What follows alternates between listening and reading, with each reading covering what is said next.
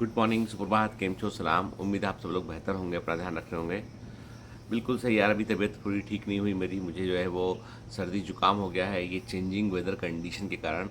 अचानक से यहाँ पे तापमान बढ़ता है, फिर पानी गिर जाता है, टेम्परेचर कम होता है, फिर एकदम तेज़ गर्मी पड़ती है। तो वो जो है ना, टेम्परेचर का फ्लक्चुएशन है वो 15 साल मुंबई रहने के बाद अब वो बर्दाश्त के बाहर हो चुका है। तो अब देखते हैं धीमे धीमे मेरी बॉडी जो है वो इस सिस्टम को के अकॉर्डिंग एक्लेमेटाइज कर जाना चाहिए, ठीक है।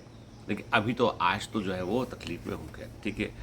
लेकिन मैं आपसे बात करना चाह रहा था, हालांकि कई बच्चों ने कहा सर आप सेपियंस बुक जो बता रहे थे वो क्या आगे नहीं बताएंगे। बताऊंगा आगे बेटा, मैं थोड़ा ठीक हो जाऊँ, अदरवाइज क्या I can not narrate very well बैठ के। आज तो मेरा बात करने का मन इसलिए था कि सुप्रीम कोर्ट में जब रिट पिटीशन वहाँ पहुँची, तो वहाँ पर जो है वो ऑलरेडी सेम नेचर की कई रिट पिटीशन वहाँ पर लग चुकी थी। तो उन्होंने कहा कि भी ऑलरेडी सेम नेचर की रिट पिटीशन लगी हुई है, तो हमारा नया पिटीशन कोर्ट एक्सेप्ट नहीं करेगा, ठीक है। दूसरी बात यह है कि जो मेरे लॉयर ने मुझे बताया, बाकी इसके अलावा ये है कि जो पिटीशन वहाँ पहुँची, वहाँ पर जो है एनटी ने पहले ही बोल दिया कि भैया कि हम जो है वो मतलब सेंट्रल गवर्नमेंट ने डायरेक्टिव दिया। एक्चुअली क्या हुआ कि कोर्ट में जज लोग को डिसाइड करने का मौका नहीं मिला। कोर्ट में जज लोग को डिसाइड करने का मौका नहीं मिला। उनके सामने जो पेश पिटीशन आई, तो उसको आर्ग्यू करने के लिए जो उनके लॉयर थे, उन्होंने पहले ही बोल दिया कि भाई हमने वो ग्रेस मार्क्स हटा के रिजल्ट को री इशू कर रहे हैं, एग्ज़ाम उनका रिकंडक्ट कर रहे हैं। तो ग्रेस मार्क्स का मैटर जो है वो ख़त्म हो गया, ठीक है। मतलब उन्होंने खुद ही अपने ये काम ये पहले भी कर लेते। मैं तो बोला था, हालांकि मुझे मालूम था, मुझे मालूम चल चुका था कि बुधवार को रिजल्ट ये बना चुके, ऑलरेडी रिजल्ट बना चुके, ग्रेस मार्क्स हटा के रिजल्ट को ऑलरेडी ये वेडनेसडे को बना चुके थे। कोर्ट में जाके सिर्फ इन्होंने बोला भरे, ठीक है। ये बात मैंने पहले भी कई बच्चे ने मुझे फ़ोन किए थे, उन्होंने बताया भी था कि बेटा वेडनेसडे को रिजल्ट ये री इशू कर सकते हैं। हालांकि खुद से री इशू ये कर सकते थे, लेकिन उन्होंने फिर अभी कोर्ट में चूंकि मामला था, तो कोर्ट को न्यूट्रलाइज करने के लिए उन्होंने जो है वो कोर्ट में ये चीज़ बोल के अब रिजल्ट को एक आध दिन में री इशू कर देंगे। दूसरी बात है कि उन्होंने कहा भाई 23 जून को हम नीट का एग्ज़ाम रिकंडक्ट करेंगे उन बच्चों के लिए जिनको ग्रेस मार्क्स मिले थे, जो जिनको देना हो एग्ज़ाम देंगे। लेकिन बहुत सारी बातें ऐसी जो अभी भी अनआंसर्ड हैं, और इसके लिए इनको आंसर करना चाहिए। एक ही सेंटर से 8 टॉपर क्यों हैं, नंबर 1। नंबर 2 ये है कि आपने जो भी ग्रेस मार्क्स बटे थे, क्या वाकई में 1500 बच्चे हैं? मुझे बहुत डाउट है इस पर, मुझे पूर्ण संदेह है सॉरी, मुझे पूर्ण संदेह है कि ये 1500 बच्चे नहीं हैं, कम से कम ये हजारों की संख्या में। मैं ऐसा मानता हूँ 20-30 हज़ार बच्चे हैं जिनको ग्रेस मार्क्स दिया गया है। कई बच्चों की ओएमआर शीट में जितना स्कोर आ रहा था,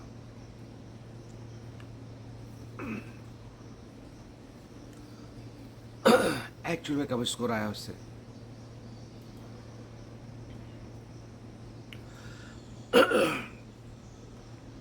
कुछ बच्चों का ओएमआर शीट जो है टॉर्न मिला, फटा हुआ मिला, रिजल्ट को रोक लिया गया।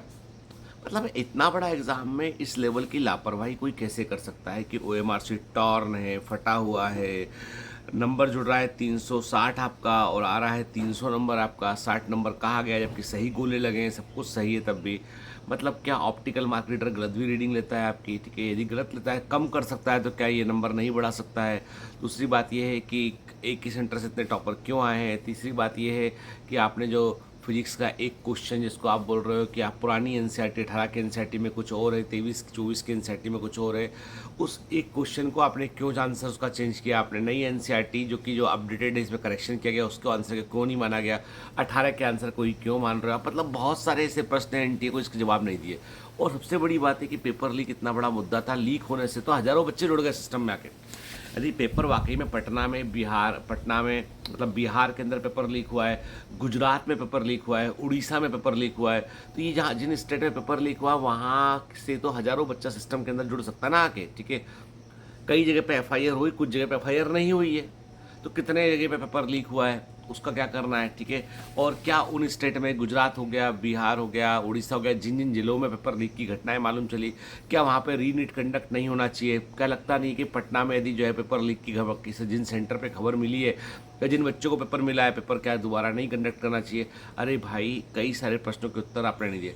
आप सबसे आसान तरीका होता, आप बच्चों को बोलते भैया हम एग्ज़ाम दोबारा कंडक्ट करेंगे, ठीक है, क्योंकि एग्ज़ाम में कुछ गलतियाँ हुई हैं, तो शायद सारा मुद्दा सॉल्व हो जाता है। अब क्या है, अब चिंता इस बात की भी है, जिस बच्चे ने जेन्यूनली मेहनत की और 670 नंबर लेके आया, 680 नंबर लेके आया, जेन्यून मेहनत कर कर इतनी बेईमानी के बीच वो नंबर ऊपर लेके आया, उसका क्या, उसकी गलती क्या है?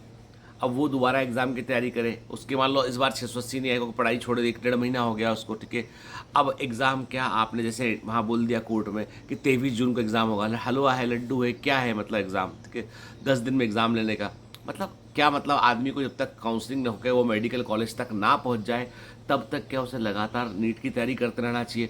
मतलब आज ये हालत हो गई है कि यदि आपका नीट का एग्ज़ाम आप दे दिए हैं, पेपर अच्छा गया है, तो भी पढ़ते रहिए जब तक रिजल्ट ना आ जाए, रिजल्ट आ जाए तो भी पढ़ते रहिए जब तक कि काउंसलिंग ना हो जाए, और काउंसलिंग होकर मेडिकल कॉलेज जब मिल जाए तब ही छोड़ना है पढ़ाई अपने को, क्योंकि कारण ये कि कब क्या हो जाए पता ही नहीं है। और ये एग्ज़ाम बहुत हाई प्रेशर एग्ज़ाम होते हैं, कोई मजाक थोड़ी ना होता है, बहुत हाई प्रेशर एग्ज़ाम होते हैं इनमें। मतलब इनमें जो है वो, मतलब मैं कहता हूँ कि जो है टीचर भी जब अपना कोर्स पूरा करता, सिलेबस पूरा करता, तो उस राहत लेता है कि भैया कोर्स पूरा हो गया। बहुत हाई प्रेशर और हाई डिमांडिंग एग्ज़ाम होते हैं ये। लेकिन बस है मजाक। 8 जुलाई को सुप्रीम कोर्ट में सुनवाई है पेपर लीक की। मान लो सुप्रीम कोर्ट ने बोला भैया पेपर लीक हुआ है, इसके FIR है, एविडेंस है इसके, तो अब NTA बोलेगा हम रीनीट करवाते हैं 21 जुलाई को, 20 जुलाई को, जो भी तारीख आएगी उसमें। मतलब ये 2 वीक में सोचते हैं इनका खुद का पूरा खानदान यदि NTA वाले लोगों का तैयारी करे ना, तो सब मिलकर भी एग्ज़ाम ना निकाल पाए 2 वीक में। मैं तो साफ साफ कहता हूँ कि NTA वाकई में एक चोर एजेंसी है, NTA वाकई में एक बहुत हाईली करप्ट एजेंसी है। ट्रांसपेरेंसी से कोई चीज़ NTA में है ही नहीं है। NTA जो है ना वो वाकई में चोर है। NTA को तो भंग कर देना चाहिए, NTA को बंद करके पुरानी व्यवस्था को दोबारा लाना चाहिए। ऐसी बॉडी किस काम की जो पेपर ना बना पाए ठीक से, ऐसी बॉडी किस काम की जो ठीक से एग्ज़ाम कंडक्ट ना कर पाए, उसका पर्पस सिर्फ आपसे फीस लेना है। दोबारा विंडो खोली गई, उसमें कितने बच्चे अंदर हुए, दोबारा विंडो किसके लिए खोली गई, कौन स्टेक होल्डर्स थे, बहुत सारे बात, ऐसी कई बातें ध्रुव राठी ने भी अपने वीडियो में उठाई हुई हैं। ध्रुव राठी ने भी वीडियो में उठाई हुई, जो बातें हम बहुत पहले बोल चुके थे कि समस्या ये है कि आज सरकार, धर्मेंद्र प्रधान जो देश के एजुकेशन मिनिस्टर हैं, धर्मेंद्र प्रधान, मैं सोचता हूँ कि इस आदमी को एजुकेशन मिनिस्टर कैसे बना दिया गया है। एक ज़माने में स्मृति ईरानी को मानव संसाधन मंत्रालय दे दिया गया। ह्यूमन रिसोर्स का मतलब ना जानती होंगी मैडम कि मानव संसाधन का मतलब क्या है। ये धर्मेंद्र प्रधान जो है, ये क्या बोलूँ मैं के, मतलब दिमाग में गोबर भरा गया इसके। एक स्टेटमेंट नहीं, एक वो नहीं, कुछ बोला हो बच्चों के बीच में, ऐसे लोगों को मंत्री बनाओगे तो ऐसे ही हाल होगा भाई। पढ़ा लिखा आदमी, कोई ढंग का आदमी जिसको पता हो एजुकेशन के महत्व के बारे में, कोई शिक्षा भी दो। मतलब अमेरिका में क्या है, अमेरिका में राष्ट्रपति चुना जाता है, पर राष्ट्रपति क्या करता है, वो अपने अपने फील्ड के एक्सपर्ट को बुला के मिनिस्टर बना सकता है। वहाँ पे प्रेसिडेंट के पास इतना पावर है कि वो हर फील्ड के एक्सपर्ट को बुला के मिनिस्टर बना देगा अपने यहाँ पे, ठीक है, या डिपार्टमेंट का हेड बना देगा।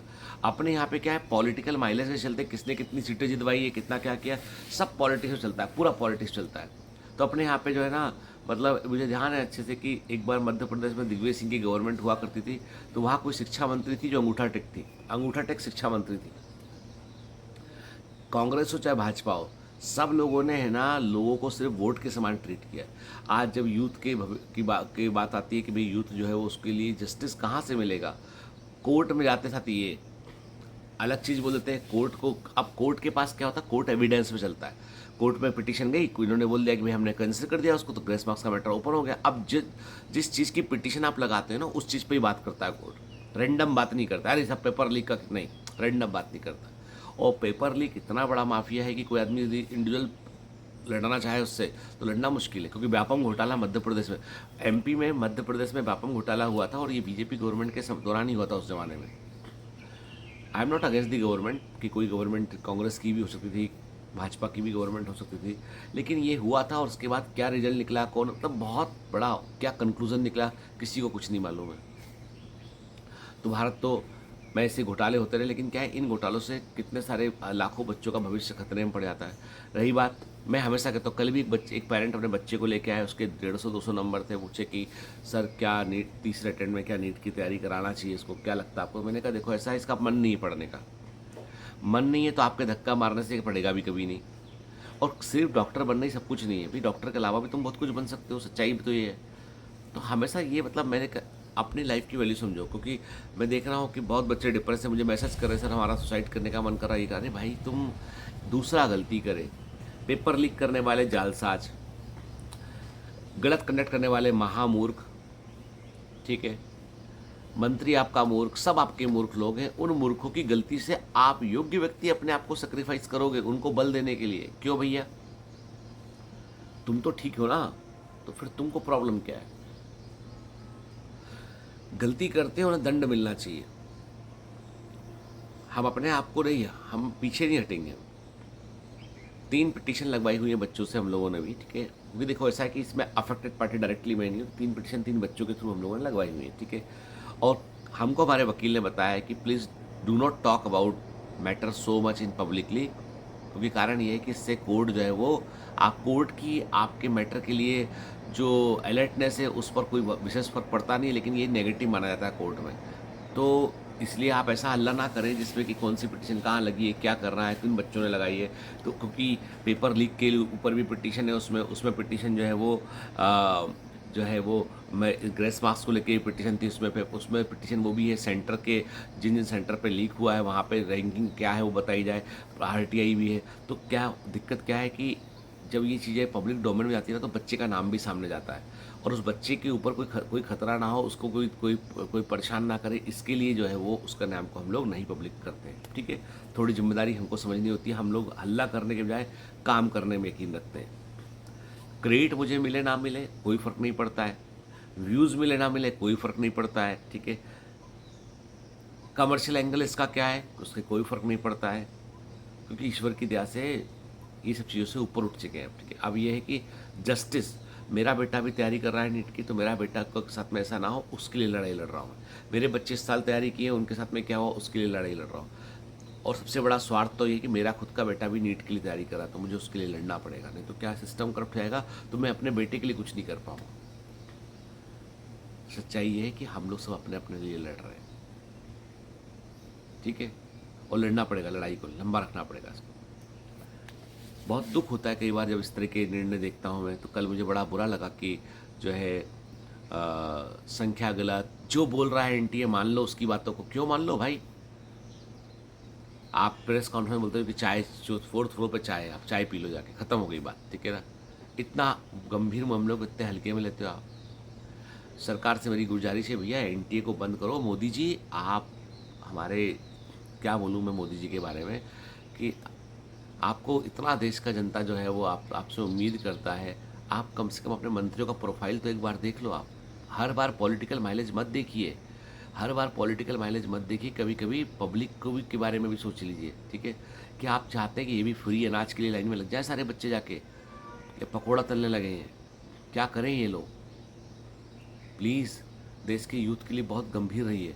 आपको बोलना चाहिए, आपको इंटरफेयर करना चाहिए इस चीज़ में, आपको बोलना चाहिए। आप अभी अभी जो है वो पब्लिक ने तीसरी बार आपको चुना है, लोगों की उम्मीद का लेवल समझिए। आपसे विनम्र आग्रह है, बोलिए बच्चों के बारे में कुछ कॉन्क्रीट स्टेप, आप सब कुछ कर सकते हैं आप। चलिए, have a great day, all the best, bye bye.